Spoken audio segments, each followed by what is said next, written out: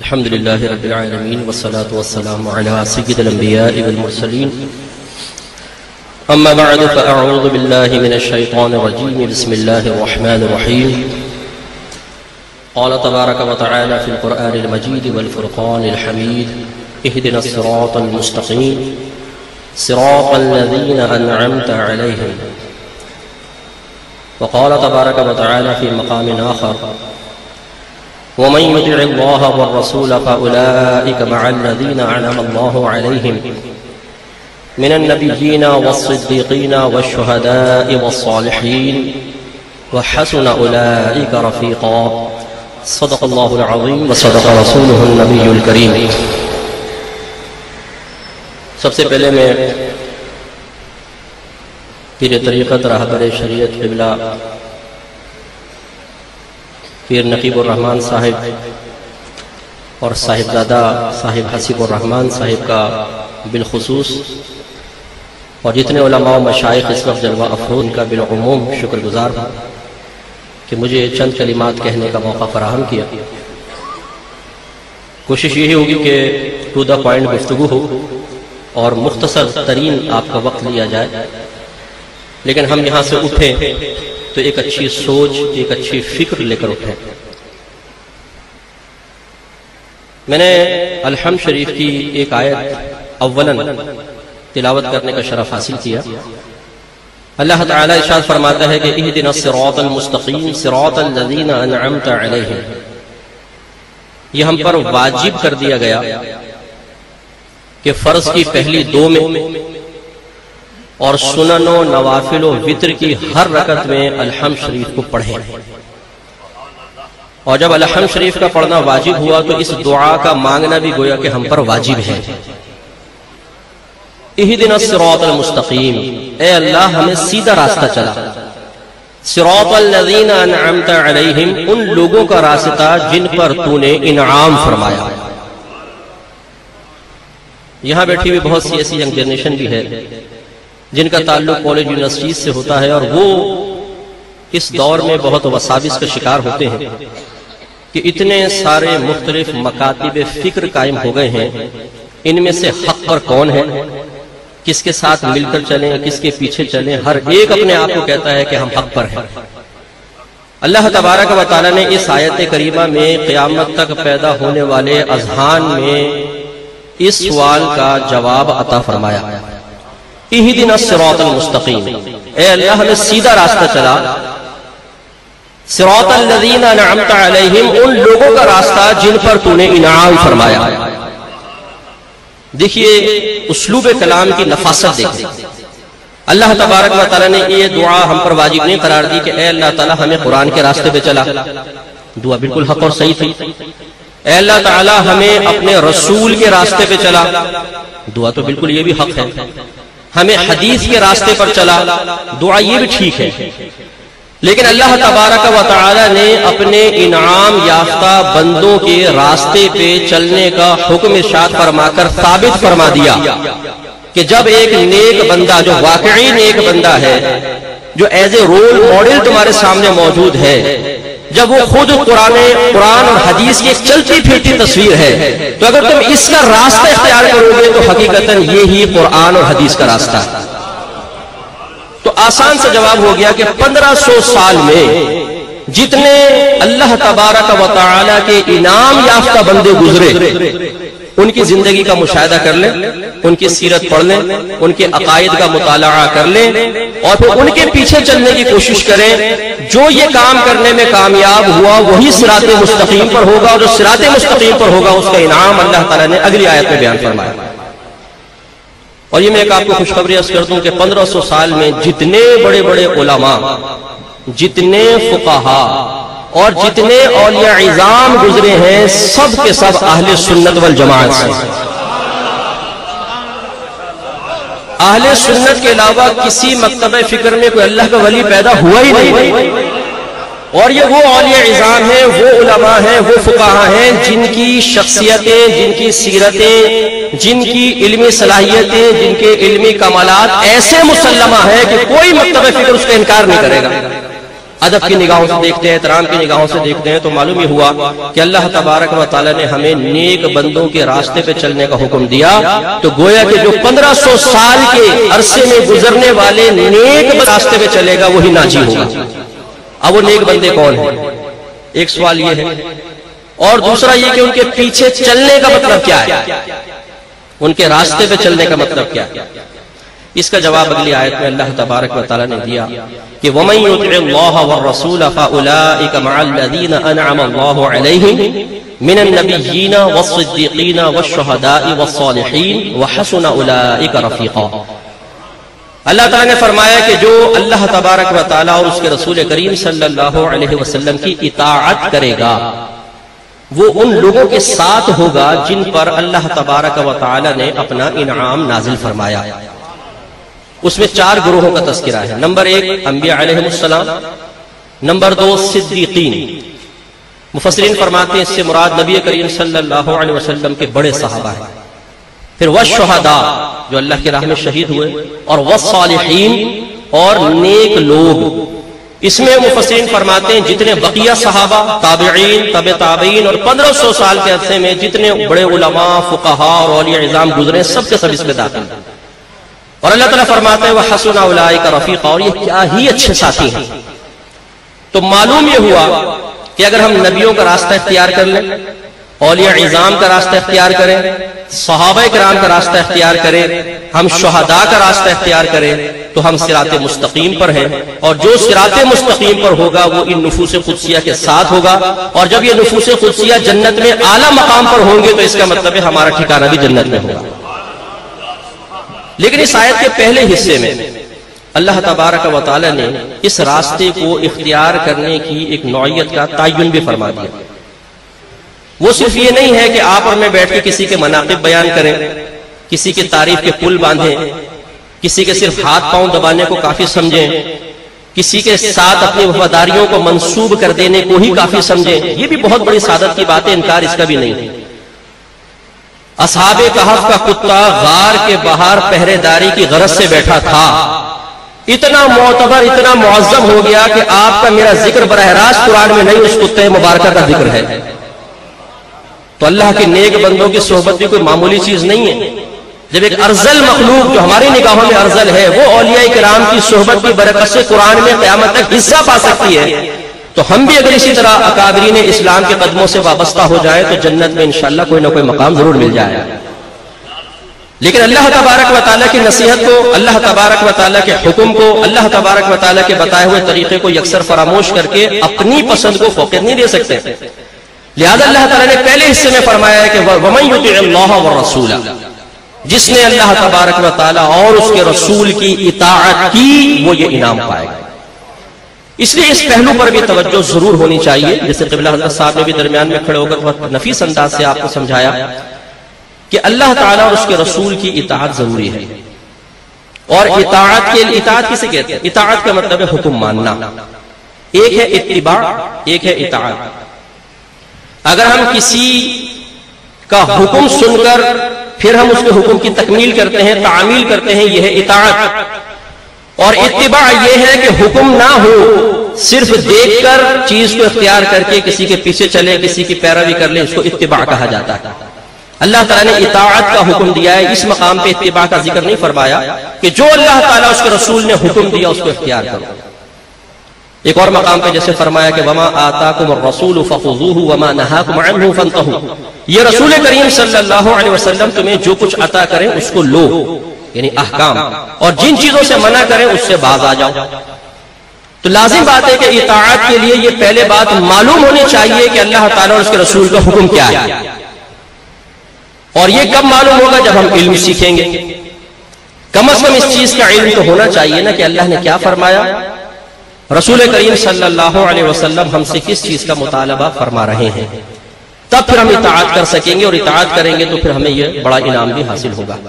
علم کے بغیر بعض اوقات بہت سے مسائل کھڑے ہو جاتے ہیں۔ میں بہت ہی معذرت کے ساتھ ہمارے اہل سنت میں لگنے والے ایک دل خراش نعرے کی اصلاح کرنا چاہتا ہوں، جو یقینی سی بات ہے کہ جان بوجھ کر کوئی غلطی کے ساتھ نہیں لگایا جاتا، لیکن ہو جاتی ہے۔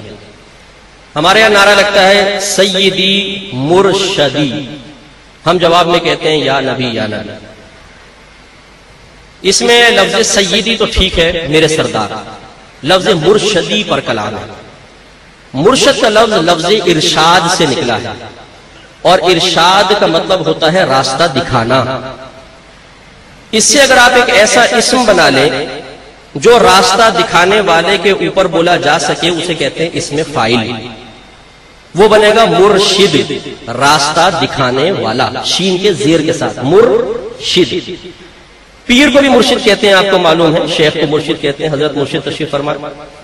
لیکن اگر اس سے ایک ایسا لفظ بنا لیا جائے جو اس ذات پر دلالت کرے، اس ذات کی طرف رہنمائی کرے کہ جس پر فاعل کا فعل واقع ہوا یا فاعل کے فعل کا تعلق جس تک پہنچا، تو اس اسم کو کہتے ہیں اسم مفعول، اور وہ لفظ بنے گا مرشد. مرشد کا دوسرا ترجمہ آپ کر لیں مرید، جس کو راستہ دکھایا گیا.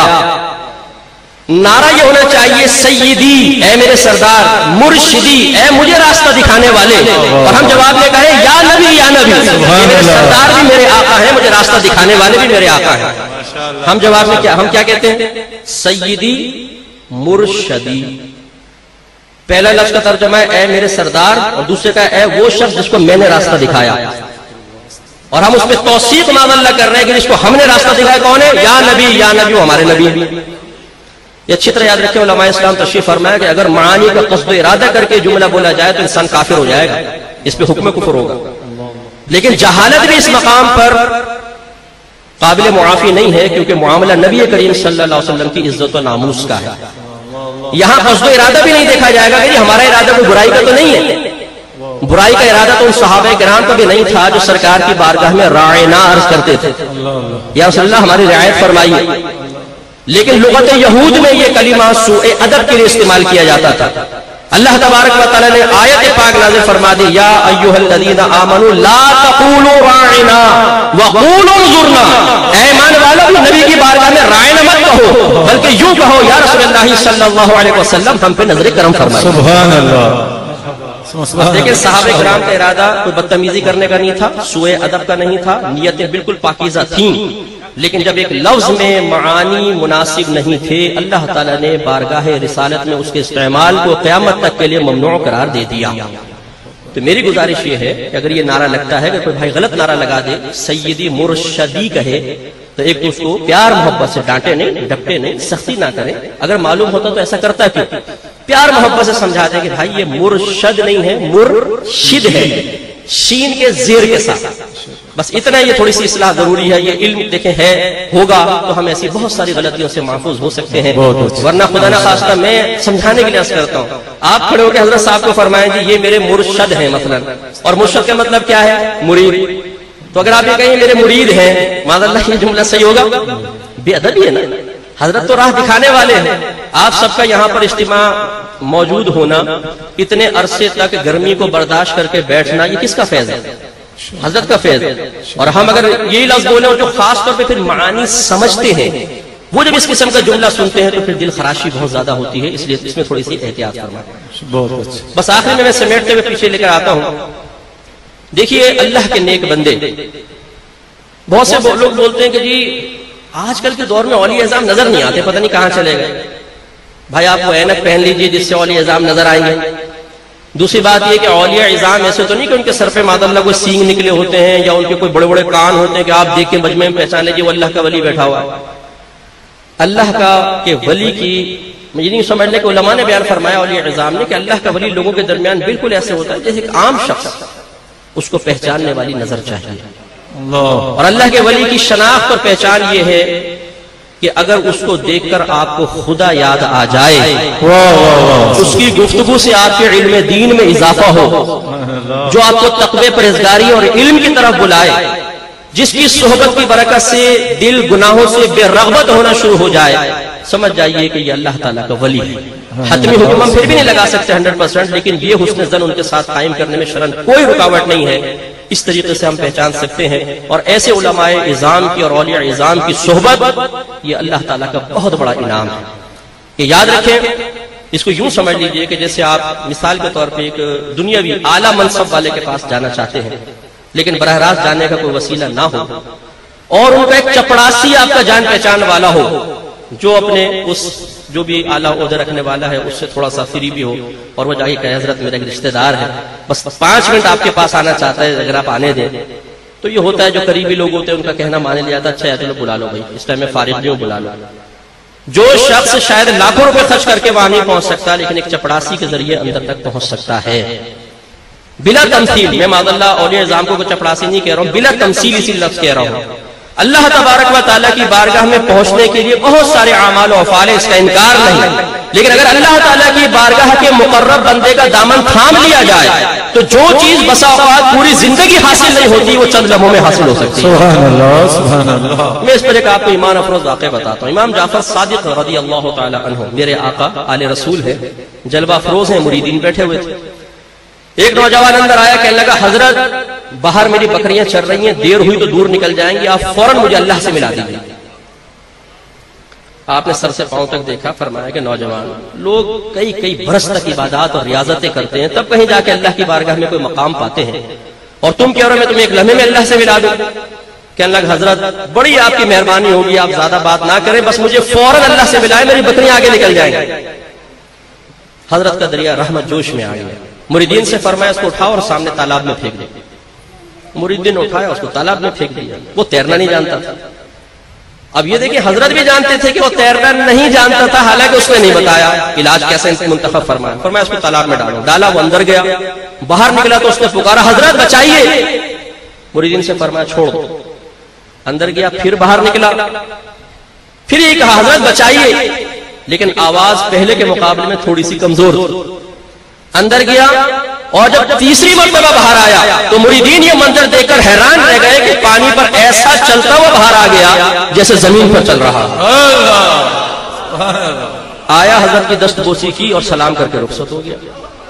مریدین حیرت اور ششدر رہ گئے کہ حضرت یہ کیا معاملہ ہے, ہمیں بتائیے, ہماری تو عقلیں زائل ہو جائیں گی. حضرت نے فرمایا کہ اصل میں یہ عبادات اور ریاضات تو کرتا تھا لیکن اس کے عمل میں اخلاص نہیں تھا. جب یہ ہمارے پاس آیا ہم نے اس کے باطن میں جھانکا تو اخلاص کی کمی محسوس کی, ہم نے اس کو تالاب میں پھینکوایا. ہوا یہی کہ جب یہ باہر نکلا تو اس نے ہمیں پکارا, اس کی توجہ اللہ کی طرف بالکل بھی نہیں تھی. لیکن جب یہ اندر گیا تو پھر ہماری طرف سے توجہ ہٹی کیونکہ ہم نے اس کو مایوس کیا, اس کی توجہ اللہ کی طرف ہوئی. لیکن پھر بھی اس نے ہماری طرف متوجہ ہو کر ہمیں پکارا, اگرچہ توجہ اللہ کی طرف بھی تھی. ہم نے اس کو چھوڑ دیا. جب یہ اندر گیا تو مجھ سے مکمل طور پہ مایوس ہو گیا, اور اس نے بڑے اخلاص کے ساتھ ایک مرتبہ اللہ تعالیٰ کو اپنے دل سے پکارا. اللہ تبارک و تعالیٰ نے اس کو درجہ ولایت عطا فرمایا, اور تم نے دیکھا یہ پانی پہ چلتا ہوا آ گیا. اب آپ شاید کہیں گے یہ تو ان لوگوں کی تائید ہو گئی کہ جی ڈائریکٹ اللہ تبارک و تعالیٰ سے مانگو. دیکھو ڈائریکٹ اللہ کو پکارا تو پانی پہ چلتا ہوا آ گیا, حضرت کو پکار رہا تھا تو کچھ فائدہ نہیں ہوا. اس کا جواب یہ ہے کہ اللہ تعالیٰ کو تو وہ پہلے بھی پکار رہا تھا, حضرت کے پاس آنے کی ضرورت ہی کیوں پیش آئی ہے بتائیے. حضرت کے پاس آنے کی ضرورت اسی لیے پیش آئی کہ پہلے بھی ایک پکارنا تھا اور اب حضرت کی صحبت میں آ کر بھی پکارنا تھا. ان دونوں پکاروں میں فرق تھا, اس لیے کہ پہلی پکار اپنی جانب سے تھی اور دوسری پکار حضرت کے فیض کے ساتھ تھی, اور وہ پکار مقبول میں بارگاہ الہی ہوئی جو حضرت کے فیض کے ساتھ تھی. یہاں پہ ایک چھوٹی سی نفیس بات عرض کرتا ہوں. ایک اعرابی نبی کریم صلی اللہ علیہ وسلم کی خدمت میں حاضر ہوا. کافر شخص تھا, کہنے لگا میں آپ پر ایمان لے آؤں گا اگر آپ معجزہ دکھا دیں. سرکار نے فرمایا کیا دیکھنا چاہتا ہوں. اس نے کہا اگر وہ سامنے جو درخت کھڑا ہوا ہے اگر آپ اسے مجھ تک بلا لیں تو میں آپ پر ایمان لے آؤں. سرکار مسکرایا اور فرمایا کہ جا, اس کو جا کر کہے کہ تجھے اللہ کے رسول نے بلایا. وہ اعرابی گیا, اس نے کہا درخت تجھے اللہ کے رسول نے بلایا ہے. درخت جوش میں آ گیا, وجد کی کیفیت جاری ہوئی, بلانے والی ذات نبی کریم اللہ کے رسول کی ذات. اتنا پیارا پیغام, اس نے جڑیں دائیں کی بائیں کی, باہر نکلا اور چلتا ہوا بارگاہ رسالت میں آیا اور قدموں میں سجدہ ہو گیا. سرکار نے اعرابی سے فرمایا اب اس سے کہو کہ واپس چلا جائے. اس اعرابی نے کہا واپس جا. درخت واپس گیا, دوبارہ اپنی جڑیں زمین میں لگائیں, پھر سیدھا ہو گیا. وہ ایمان لایا اور مسلمان ہو گیا. شارحین نے یہاں بڑی پیاری بات بیان فرمائی. آپ نے شاید فرمایا کہ جب تک انسان ذاتی کوشش سے اللہ تبارک و تعالی تک پہنچنے کی کوشش کرتا رہتا ہے, بیکار یہ بھی نہیں ہے لیکن اگر کسی اللہ والے کی طرف سے کوئی وظیفہ لیا جائے، اللہ والے کی طرف سے کوئی انعام لیا جائے، اللہ والے کی طرف سے فیض لیا جائے اور پھر اس کو استعمال کیا جائے تو کافر بھی درخت کو بلا کر لا سکتا ہے۔ دیکھیے وہ کافر اگر درخت کے پاس کھڑا ہو کر بغیر سرکار کے کہے 10 دفعہ کہتا تجھے رسول نے بلایا، کیا وہ اطاعت کرتا؟ نہیں۔ لیکن جب سرکار نے بیان فرمایا کہ کہہ تجھے اللہ کے رسول نے بلایا ہے، اس نے یہی جملہ اپنی زبان سے نکالا، اللہ نے اس کی زبان میں وہ برکت رکھی کہ درخت میں سمجھا اور بارگاہ رسالت میں حاضر ہوا۔ تو یہاں پر میں آپ کو یہ بھی عرض کروں گا کہ دیکھیے آپ بہت سے وظیفے سنتے رہتے ہیں، پرچہ ہاتھ میں آ گیا وہ شروع کر دیا، ٹی وی پہ بتایا وہ شروع کر دیا۔ ہماری بہنیں بھی تشریف فرمائیں، یہ زیادہ ان وظیفوں کی متلاشی ہوتی ہیں تو اس لیے بابا شابے جو ڈبے پیر قسم کے ہوتے ہیں وہ لوٹ بھی لیتے ہیں۔ کوئی میسج آ گیا آج کل ہمارے پاس، ہم اسی کے پیچھے لگ جاتے ہیں۔ اب ان کا جو مطلب مرجع ہے، مرکز ہے، کہاں سے آئے وہ اس کی شیورٹی کچھ بھی نہیں ہوتی۔ کوشش یہ کیجئے کہ جیسے آپ ماشاءاللہ ساستانے سے وابستہ ہیں تو اپنے بزرگوں سے وظیفے لیجئے۔ آپ کتنا ہی وظیفہ پڑھتے رہیں گے، میں نہیں کہتا ہوں کہ وہ بالکل بیکار ہے، معاذ ثم معاذ اللہ، میں جرات نہیں کر سکتا ہوں، اس میں برکت ضرور ہوگی، لیکن جب آپ بزرگوں کا لیا ہوا وظیفہ اور ان کی اجازت سے پڑھیں گے پھر آپ دیکھیے کہ برکت رات دن کتنی تیزی کے ساتھ آپ کی طرف متوجہ ہوگی۔ سبحان اللہ۔ اس لیے یہ جو حدیث اصل ہے اس بات کی، شارح نے اس میں لکھا ہے کہ جو اکابرین کے پاس جا کر وہی وظیفے جو معاشرے میں معروف ہے لیکن اکابرین سے لے کر پھر اس پر عمل کیا جاتا ہے، اس کی اصل یہی حدیث پاک ہے کہ نبی کریم نے کافر کو کہا کہ درخت کو کہہ کے تجھے رسول نے بلایا ہے، اور کافر کی زبان سے وہ نبی کریم کے دیے ہوئے الفاظ نکلے تو اس میں وہ برکت اور تاثیر پیدا ہوئی کہ درخت بھی چل کر آ گیا۔ تو جب درخت چل کر آ سکتا ہے تو بتائیے اللہ تعالیٰ کی رحمت برکتیں کتنی ہمارے طرف متوجہ ہیں۔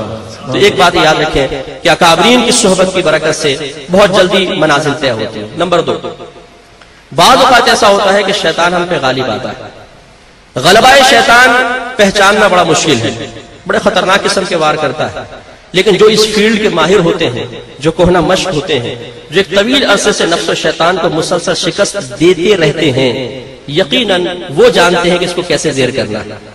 مثلا آپ نے پیسہ انویسٹ کرنا ہے کسی کاروبار میں، کرنسی کے کاروبار میں، اور آپ کو کچھ بھی تجربہ نہیں، لیکن میں جانتا ہوں، میں 25 سال سے مثلا اگر کر رہا ہوں تو آپ مجھ پہ ٹرسٹ کریں گے کہ مفتی صاحب آپ اس فیلڈ کے ماہر ہیں نا، تھوڑا سا اونچ نیچ بتائیے، پیسہ انویسٹ کروں نہ کروں، کب کروں، کون سی کرنسی میں کروں، ایسا ہوگا کہ نہیں ہوگا؟ تو جو ہمارے اکابرین ہیں، ہمارے بزرگ ہیں، چونکہ یہ اس فیلڈ میں رہتے ہیں تو نفس کس طریقے سے واردات کرتا ہے اور شیطان کس طریقے سے الجھانے کی کوشش کرتا ہے، انہوں نے 50 دفعہ چیزیں دیکھی ہوتی ہیں، لہذا ان کی صحبت کی ایک برکت کا فائدہ یہ بھی ہوتا ہے کہ شیطان کی گرفت کمزور ہو جاتی ہے۔ جنید بغدادی رحمۃ اللہ علیہ کا ایک مرید آپ کے پاس آیا، کچھ عرصے بعد غائب ہو گیا۔ حضرت نے پوچھا بھئی اب نہیں آتا، وہ کہاں چلا گیا؟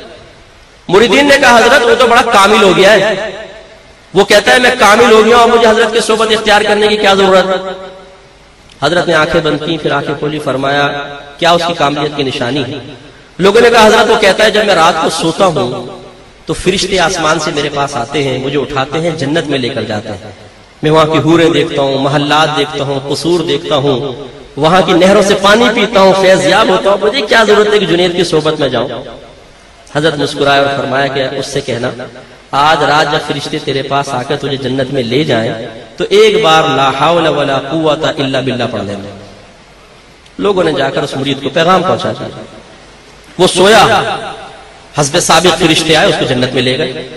ابھی حضرت کی کرامت اور فیض دیکھیے کہ خواب انسان کے قدرت و اختیار میں نہیں ہوتا، وہ تو اللہ کی طرف سے دکھا دیا جاتا ہے، لیکن حضرت کا آج فیض ایسا جاری ہوا کہ جب وہ جنت میں گیا تو حضرت کی بات یاد آ گئی اور اس نے لاہور پڑھی، جیسے ہی لا حول ولا قوت الا باللہ کہی، دھڑام کی آواز آئی، آنکھ کھلی تو دیکھا کچرے کے ڈھیر پہ پڑا ہوا۔ اللہ بھاگ کر آئے، حضرت کے قدموں میں گر گیا اور کہا کہ حضرت مجھے بتائیے کیا معاملہ ہے، میں بڑا شرمندہ بڑی معذرت خواہ ہوں۔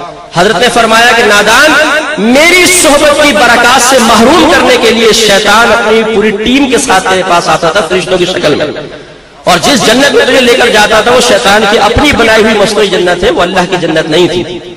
ہم نے اس چیز کو پڑھ لیا، اللہ کی عطا سے جان لیا، اسی لیے ہم نے کہا کہ لا حول ولا قوت پڑھ، تو نے پڑھی تو جو ابھی تیرا مقام ہے تو اس مقام تک پہنچ گیا۔ اس نے پھر توبہ کی اور حضرت کی صحبت کو لازم پکڑ لیا۔ تو ہمارا یہ بھی ہوتا ہے بعض اوقات کہ جب ہم کچھ نمازیں پڑھنے لگ جائیں، تہجد پڑھنے لگ جائیں، تسبیحات میں آ جائیں، ہونٹ برابر ہلنے لگ جائیں، نمازوں پہ استقامت مل جائے تو پیر بھی چھوٹا سا لگنے لگتا ہے۔ اچھا ضرورت ہے حضرت صاحب کی صحبت میں جانے کی، ارے بھائی اتنے کامل ہو گئے، اب یہ کاملیت کے اس مقام تک آپ کو پہنچایا کس نے ہے؟ پہلے یہ تو سوچئے نا. سبحان اللہ. یہ احسان فراموشی کے جملے کیوں؟ قربان جائیے ہمارے نبی کریم صلی اللہ علیہ وسلم کے اپنے صحابہ کی قدر و قیمت کرنے پر، قدر و قیمت سمجھنے پر، کہ آپ نے ارشاد فرمایا کہ اے ابو بکر، جس نے بھی دنیا میں مجھ پر احسان کیا میں نے اس کا بدلہ دنیا میں اتار دیا، لیکن تمہارے احسانات کا بدلہ اللہ تبارک و تعالیٰ خود بروز قیامت تمہیں عطا فرمائے گا. اب میرے آقا پہ کون احسان کر سکتا ہے؟ سرکار اگر کسی کا احسان لے لے تو یہ تو سرکار کا کرم ہے کہ اس کی خدمت کو قبول کر لیا، لیکن سرکار کی عاجزی ہے کہ اس کو احسان سے تعبیر کرنا اور پھر قدر و قیمت. تو اس لیے یاد رکھیے کہ چھوٹوں کے احسانات کو یاد رکھنا چاہیے، اسی طرح بڑے چھوٹوں کے احسانات کو بھی یاد رکھتے ہیں، ان کی عظمت ہے، تو چھوٹے کو بدرجہ اولا یاد رکھنا چاہیے. پھر ایک اس میں بس میں اپنا بیان اختتام کی طرف لا رہا ہوں، جو باطنی معاملات ہوتے ہیں یہ ظاہری معاملات سے زیادہ خطرناک ہوتے ہیں. تو چونکہ اس فیلڈ کے ماہر لوگ جن پر اللہ تبارک و تعالیٰ کی خصوصی نگاہ کرم ہوتی ہے اور ان کے سلسلے کا فیض اکابرین کی روحانی فیوز و برکات کی شکل میں مسلسل ان کو حاصل ہوتا رہتا ہے، وہ اس چیز پر بھی خصوصی توجہ رکھ لیتے ہیں اور نہ صرف خود اس سے محفوظ رہتے ہیں بلکہ مریدین کو بھی ان باطنی امراض سے بچا کر ان کے لیے ترقی کے راستے ہموار فرماتے رہتے ہیں. حضرت بایزید بسطامی رضی اللہ تعالیٰ عنہ کے پاس، کسی نے بعد میں بسطام بھی لکھا ہے، بسطام بھی لکھا ہے، مختلف تلفظ ہو سکتا ہے، آپ کے پاس ایک آپ کا مرید تھا، وہ آیا کہنے لگا حضرت 30 سال ہو گئے آپ کی صحبت میں بھی آتا ہوں، عبادات کرتا ہوں، ریاضات کرتا ہوں، لیکن جو کشف و کرامات اللہ نے آپ کو عطا فرمائی ہیں اس سے حصہ نہیں مل پاتا. حضرت مسکرایا اور فرمایا کہ بتاؤں، علاج بتا دو؟ کہا جی بتائیے. فرمایا کہ لیکن تم کرو گے نہیں. کہنے لگا حضرت کیوں نہیں کروں گا؟ آپ حکم تو فرمائیے. فرمایا اچھا پھر ایسے کرو کہ اپنا سر منڈواؤ، گنجا ٹنڈا بن جاؤ اور چوک میں بیٹھ جاؤ، اپنی جھولی میں اخروٹ رکھ لو اور زوردار آواز میں کہو کہ جو میرے سر پہ ایک تھپڑ مارے گا اس کو ایک اخروٹ دوں گا. کہنے لگا حضرت یہ کیسے ہو سکتا ہے؟ میں گنجا ہو جاؤں چوک پہ تھپڑ کھاؤں؟ میں یہ نہیں کر سکتا ہوں. فرمایا یہی تو وجہ ہے. فرمایا ہم نے تیرے باطن پہ نگاہ ڈالی، تیرے دل میں ہے تکبر، اور جس کے دل میں بڑا پن اور تکبر ہوتا ہے وہ کبھی بھی اللہ کے بارگاہ میں ترقی کی منازل طے نہیں کر سکتا. اور باعطائے الہی اللہ تعالیٰ نے مجھے عطا کی ہے عاجزی انکساری، جس کی برکت سے اللہ تبارک و تعالیٰ نے میرے لیے تمام راستے کھول دیے. تو دیکھیے اب حضرت نے کس طریقے سے مرض کو پہچانا. ہم تھوڑا سا ہمارے پاس کوئی پیسہ آ جاتا ہے، تھوڑی شکل و صورت اچھی ہوتی ہے، تھوڑا سا لباس اچھا ہوتا ہے تو ہاتھ میں لگانے دیتے ہیں، پیچھے ہٹو بابا لباس خراب ہو جائے گا. تو ہمارے اندر تکبر پیدا ہو جاتا ہے. پھر ہم نمازیں بھی پڑھ رہے ہوتے ہیں بظاہر علماء کی صحبت میں، اولیاء اعظام کی، پیر اعظام کی صحبت میں بیٹھ رہے ہوتے ہیں، تو یہ کہتے ہیں یار پتہ نہیں کیوں سکون نہیں ملتا، کچھ ترقی سی نہیں ہو پا رہی. ترقی کیسے ہوگی؟ آپ اس باطنی مرض کو تو دور کریں نا، پھر ترقی ہوگی. تو اس لیے اکابرین کی مسلسل صحبت حضرت کو دیکھیں، آپ واچ کریں. میں نے آپ کو پہلے ہی کہا الحمدللہ میں حضرت کی اس ادا سے بہت ہی متاثر ہوا. یہ میرا پہلا یہاں پہ آمد ہے، ویسے میں ذاتی طور پہ حضرت کو میں جانتا ہوں. حضرت کے بیٹھنے کی نشست کا آپ انداز دیکھیں، یہ عاجزی انکساری والی نشست. سبحان اللہ. دیکھ دیکھ کے بہت کچھ سیکھا جا سکتا ہے. اور میں پہلے بتا دوں میں کسی کی منہ پہ تعریف کرتا نہیں ہوں، میں حضرت کی کر رہا ہوں. میں خوشامد پسند نہیں ہوں، نہ میں خود خوشامد کو پسند کرتا ہوں. بیجا تعریف، غلط تعریف انشاءاللہ آپ کسی کی بھی میری زبان سے نہیں سنیں گے. یہ میرے بزرگوں کا ہی فیض ہے کہ ہمیں کیا ضرورت ہے ہم کسی کی جھوٹی تعریفیں کر کے کوئی منزل حاصل کرنے کی کوشش کریں. ان کے قدموں کی برکت سے اس قسم کے تکلفات میں پڑے بغیر ہی اللہ نے اتنا دیا ہے کہ ہمیں ضرورت کیا ہے. لیکن میں آپ کو سمجھا رہا ہوں کہ حضرت ایک بہت نفیس شخصیت ہیں. ان کے آپ انداز کو دیکھیں، چلنا پھرنا، اٹھنا بیٹھنا، اور اس سے بھی ہم اصلاح حاصل کر سکتے ہیں، اور اصلاح حاصل کرنے کے بعد اپنے آپ کو ترقی کی منازل کی طرف لے جا سکتے ہیں. دو باتیں سب کر کے بیان ختم کرتا ہوں. بعض اوقات کوئی کہتا ہے آئیے ہم آپ کو حضرت سے ملواتے ہیں. میں صرف حضرت کی باتیں نہیں کر رہا ہوں، کسی نے بھی کہا ہو کسی بزرگ سے ملواتے ہیں. آتے ہیں وہ واچ کرتا ہے، پہلے آنکھیں دیکھے گا، ناک دیکھے گا، پھر داڑھی دیکھی، پھر کان دیکھے، پھر لباس دیکھا، پھر ادھر دیکھا ادھر دیکھا، اور فوراً اس پہ ایک نتیجہ مرتب کرتے ہیں. یار مزہ نہیں آیا، دیکھو کڑا ہوا جبہ پہنا ہوا ہے، وہ دیکھو لباس کیسا پہنا ہوا ہے، وہ ہو بھائی گاڑیاں رکھی ہوئی ہیں، وہ ہو بھائی یہ چیز اور وہ چیز. ہمارے یہاں شاید ولایت کا تصور یہ ہے کہ ولی وہ ہوگا جو لمبے لمبے بال کندھوں سے نیچے لٹکائے، انگلیوں میں انگوٹھیوں کی کثرت ہو، 12-24 انگوٹھیاں چڑھائی ہوں، بڑے بڑے کڑے ہوں، گلے میں مالائے ہوں، کالا ڈنڈا ہو اور حق کے نعرے لگائے ہو. ہم کہ وہ ڈنڈے والی سرکار تشریف لے آئی بھائی. اور وہ بابا ایموشنلی بلیک میل کرے ہماری بھی نفسیات سے سادہ لوہی سے فادر ادھر آ بچہ. جی بابا جی پریشان ہے نا. بھائی کون دنیا میں پریشان نہیں ہوگا. وہ کہتا ہاں جی بابا. گھر میں لڑائی جھگڑا ہے نا. جی جی بابا. روزی ٹھیک نہیں مل رہی. جی جی بابا. کاروبار نہیں چل رہا نا. جی جی بابا. جا تیرا کام ہو گیا ادھر آ. یہ کمر پہ ڈنڈا لگایا اور ہم قدموں میں بابا جی سبحان اللہ جی. اب یہ نہیں دیکھیں گے وہ بابا کیسا ہے کیسا نہیں ہے. بس فوراً ہم ان چیزوں سے متاثر ہوتے ہیں حالانکہ کوئی شرعی معیار نہیں ہے. اس لیے میں آپ کی خدمت میں گزارش کرتا ہوں کبھی بھی جب تک آپ ایک تسلسل سے صحبت اختیار نہ کریں صرف کسی کے ظاہر کو دیکھ کر ہرگز بدگمان مت ہوئیے گا. جو مرید جو عقیدت رکھنے والا پہلے ہی دل میں بدگمانیوں کے بیج لے کر آئے گا وہ کبھی بھی فیض یاب نہیں ہو سکتا. سیدنا شیخ عبد القادر جیلانی رضی اللہ تعالیٰ عنہ کا مشہور واقعہ ہے. ایک بڑھیا آئی. بابا جی یہ بچہ ہے اپنی صحبت میں رکھیے اس کی تربیت کیجیے. فرمایا چھوڑ جاؤ. کچھ عرصے بعد بڑھیا آئی تو دیکھا بچہ سوکھ کے کانٹا ہو رہا ہے اور جو کی روٹی کھا رہا ہے. اور سیدنا غوث اعظم رضی اللہ تعالیٰ عنہ مرغی کی ران کھا رہے تھے. اب وہ بڑھیا تھی خاتون. عورتیں ویسی ان کی زبانیں قابو میں نہیں رہتی ہے ماشاءاللہ. تو بڑھیا وہ بول پڑی واہ واہ غوث پاک خود مرغے کھا اور میرے بچے کو سکھا کے کاٹا کر رکھا جو کی روٹی کھلا رہا. غوث پاک رضی اللہ تعالیٰ عنہ مسکرائے. آپ نے ان ہڈیوں کو قریب کیا اور فرمایا قم باذن اللہ. اللہ کے حکم سے کھڑا ہو جا. گوشت دیکھیں پیٹ میں پہنچ چکا ہے لیکن بات الہی غیب سے وہ مرغا پورا ثابت بنا اس پہ پر آیا. وہ اذان دیتا ہوا کھڑا ہو گیا. ککڑوں. اما حیران. حضرت نے فرمایا کہ جب تیرا بیٹا اس قابل ہوگا نا تو مرغے بھی کھائے گا. اور یہی شیخ عبد القادر جیلانی رضی اللہ تعالی عنہ ہے. آپ کا مرید گیا ایک درزی کے پاس ایک جبہ سلوانے کے لیے. حضرت کا جبہ ہے اور یاد رکھیں غوث پاک رضی اللہ تعالیٰ عنہ بہت بیش قیمت جبہ پہنتے تھے. بعض اوقات تو لکھا ہے سیرت نگاروں نے کہ اس میں موتی تک جڑے ہوتے تھے. تو جب وہ جبہ پہنچا تو اس درزی کی زبان سے نکلا واہ یار واہ تمہارے پیر تو بڑے مالدار آدمی ہے بڑے زبردست جبے پہن رہا ہے. ایسا تو خلیفہ نے بھی نہیں پہنا کبھی. جیسے یہ طنز کیا سیرت نگاروں نے لکھا کہ غیب سے کیل آئی اس کے پاؤں میں چڑھ گئی اور وہ چیخیں مارے. لوگ نکالنے کی کوشش کریں لیکن جی کیل ہی نہ نکلے. پھر کسی نے کہا کہ تیری زبان سے جو بے ادبی کا جملہ نکلا ہے نا اس کا مجھے اثر لگتا ہے چل فوراً اور حضرت سے معافی مانگ. حضرت کے پاس لائے ہاتھ جوڑ کے معافی مانگی.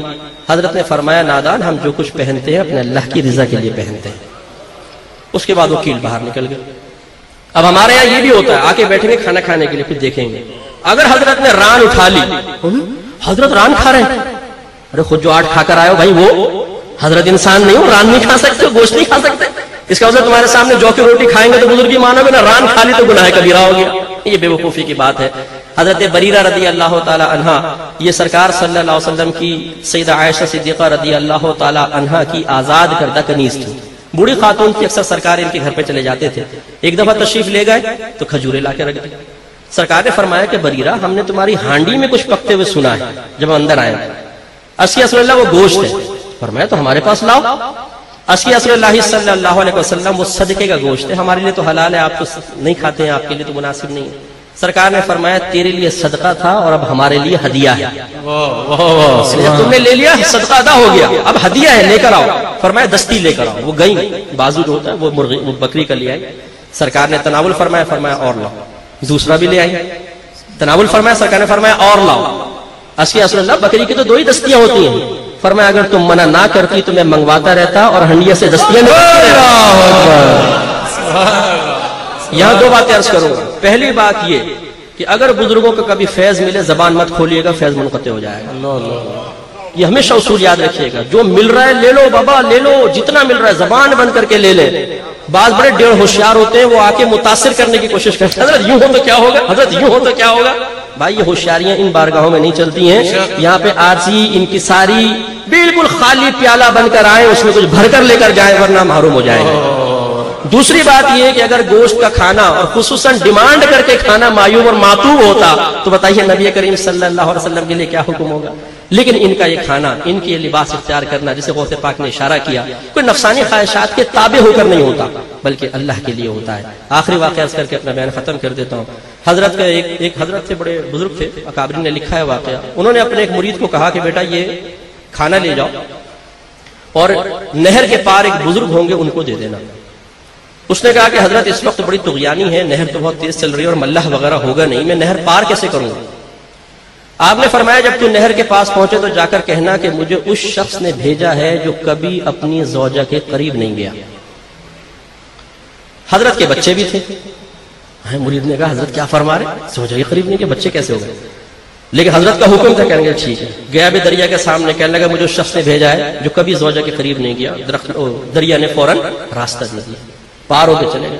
وہاں ایک بزرگ بیٹھے تھے، ان کا پیغام پہنچایا، کھیر تھی، وہ کھیر پیش کی، حضرت نے تناول فرمائی۔ تو مرید نے کہا حضرت پہلے تو میں نے حضرت کا ایک پیغام دریا کو پہنچا دیا تھا، اب کیا کہوں؟ فرمایا دریا سے جا کر کہنا مجھے اس شخص نے بھیجا ہے جس نے کبھی کچھ نہیں کھایا۔ ابھی تو کھیر کی پوری پلیٹ کھا گئے اور انہوں نے کچھ نہیں کھایا، لیکن تھا تھوڑا سعادت مند، ہماری طرح ہوتا تو وہیں دلیلیں مانگنا شروع کر دیتا۔ آیا بھائی وہی جملہ کہا، دریا نے راستہ دے دیا، پار ہو کے حضرت کے پاس پہنچی، قدموں میں گر گیا، حضرت مجھے بچائے، ذہن وسوسے سے پاک نہیں ہو رہا، بظاہر جھوٹ لگ رہا ہے نا آپ کو، یہ میں بڑا میرا ایمان خطرے میں پڑ گیا، مجھے سمجھائیے۔ آپ مسکرایا، فرمایا کہ نادان، نہ میں نے جھوٹ بولا نہ اس نے جھوٹ بولا، ہم نے سچ کہا۔ میں اگر کبھی زوجہ کے قریب گیا ہوں تو کبھی بھی اپنی نفسانی خواہش کے تابع ہو کر نہیں گیا، ہمیشہ اپنے اللہ کی نبی کی سنت کی تکمیل اور ادائیگی کے قصد و ارادے سے گیا ہوں۔ اس لیے میں نے کہا میں کبھی زوجہ کے قریب نہیں گیا، یعنی اپنی نفسانی خواہش کے تابع ہو کر نہیں گیا۔ اور ان بزرگ نے بھی بالکل صحیح فرمایا کہ میں نے کبھی کچھ نہیں کھایا، اس لیے کہ انہوں نے کبھی اپنے نفس کے تابع ہو کر نہیں کھایا، ہمیشہ کھایا ہے تو اللہ کی رضا کے لیے کھایا۔ تو میں نے تھوڑا سا دیکھیں آپ کو اشارے کی، ان چیزوں کی گہرائیوں کو سمجھنے کی ضرورت ہے۔ آپ اس آستانے سے وابستہ ہوئے، اس کو اللہ تعالیٰ کی بہت بڑی سعادت سمجھیں۔ آپ وابستہ ہو، اپنے گھر کے بچوں کو فوراً سے پیشتر وابستہ کریں۔ ہم کہتے ہیں جوان ہوگا نا تو حضرت کے پاس لیں گے، نہیں، میں کہتا ہوں ایک دن کا بچہ بھی ہے نا، حضرت کا مرید کروائیں، حضرت کے پاس لے کر۔ سبحان اللہ۔ وہ ایک دن کا بچہ بھی فیوض و برکات سے محروم نہیں رہنا چاہیے۔ اور یاد رکھیے اگر بچہ نابالغ ہوتا ہے تو اس کا ولی اس کو بیعت کروا سکتا ہے۔ اسی طرح جو بہنیں ہیں، گھر کی خواتین ہیں، آپ ان کو راضی کریں، ان کو تیار کریں، انہیں بیعت کروائیں۔ کوئی اس سلسلہ فیض سے محروم نہیں رہنا چاہیے، اور ہمیشہ عاجزی انکساری کے ساتھ اکابرین کی صحبت اختیار کرتے رہیں۔ اور پھر آپ دیکھیے کہ انشاءاللہ اگر دنیا میں ترقی ظاہر نہیں بھی ہوئی، میں بھی ہوں گا، آپ بھی ہوں گے انشاءاللہ، میدان محشر میں دیکھیے کہ ان لوگوں کی کتنی حکومت ہوگی۔ سبحان اللہ۔ ہمارے نبی کریم صلی اللہ علیہ وسلم نے فرمایا کہ میرا بعض امتی پوری ایک جماعت کی، بعض 10 کی، بعض 5 کی، بعض 1 کی شفاعت کرے گا۔ اس پہ ایک حدیث علماء نے لکھی کہ سرکار صلی اللہ علیہ وسلم فرماتے ہیں کہ ایک شخص ہوگا جو میدان محشر میں مطلب کھڑا ہوگا، جا رہا ہوگا نکل کر، سامنے جہنمی کی لائن لگی ہوگی، تو اس میں سے ایک جہنمی آگے بڑھے گا اور کہے گا ایک شخص تو پہچانتا ہے میں کون ہوں؟ یہ فرمائیں گے کہ نہیں۔ وہ کہے گا یاد کر میں نے تجھے دنیا میں ایک مرتبہ ایک گلاس پانی پلایا تھا، اللہ کی عطا سے اس کو یاد آ جائے گا، وہ کہے گا ہاں صحیح کہہ رہے ہو، اب کیا چاہتے ہو؟ وہ کہے گا کہ آپ اللہ کی بارگاہ میں میری سفارش کر دیں، آپ تو جنتی ہیں، جنت کی طرف جا رہے ہیں، ہو سکتا ہے اللہ تعالیٰ آپ کی سفارش قبول کر لے۔ وہ اللہ تعالیٰ کی بارگاہ میں عرض کرے گا یا رب کریم اس نے مجھے ایک گلاس پانی پلایا تھا، اس کے صدقے اس کی بخشش کر دے۔ اللہ تعالیٰ فرمائے گا جا میں نے آج تیری سفارش کرتے ہوئے اس کی بخشش کر دی۔ سبحان اللہ۔ جب ایک گلاس پانی پینے والا یہ کام کر رہا ہے تو جو ہمیں فیض کے دریا پلا رہا ہے اس کا مقام کتنا اعلیٰ اور کتنوں کو اپنے ساتھ جنت میں لے کر جائے گا۔ اس لیے ہم یہ کہتے ہیں کہ اولیاء اعظام کی صحبت ضرور اختیار کر کے رکھیں، کیونکہ اللہ تعالیٰ نے ان سے وعدہ فرما لیا الا ان اولیاء اللہ لا خوف علیہم ولا هم يحزنون، خبردار بے شک اللہ تعالیٰ کے دوستوں کو نہ کچھ خوف ہے اور نہ وہ آخرت میں غمگین ہوں گے۔ اور نبی کریم صلی اللہ علیہ وسلم نے ارشاد فرمایا کہ المرء مع من احب، ہر شخص بروز قیامت اسی کے ساتھ ہوگا جس سے وہ محبت کرتا رہا ہے۔ علماء نے حدیث اور آیت کو ملایا اور فرمایا غور کرو جب تم میدان محشر میں آؤ گے تو اللہ تبارک و تعالیٰ جس سے تم نے محبت رکھی تھی اس کے ساتھ تمہیں کھڑا کرے گا۔ اگر وہ اولیاء اعظام ہے جب تم ان کے ساتھ کھڑے ہوگے تو اللہ کا وعدہ ہے کہ اللہ انہیں کبھی غمگین نہیں کرے گا، اور یہ اللہ کی عادت کریمہ ہے کہ جب اپنے پیاروں کو غمگین نہیں کرتا تو ساتھ رہنے والوں کو بھی غمگین نہیں فرمائے گا، ان کی بھی بخشش فرما دے گا۔ اللہ تعالیٰ سے دعا ہے کہ رب کریم جو کچھ ہم نے سنا اسے یاد رکھنے، محفوظ رکھنے اور دوسروں تک پہنچانے کی توفیق عطا فرمائے۔ آمین۔ وآخر دعوانا ان الحمد للہ۔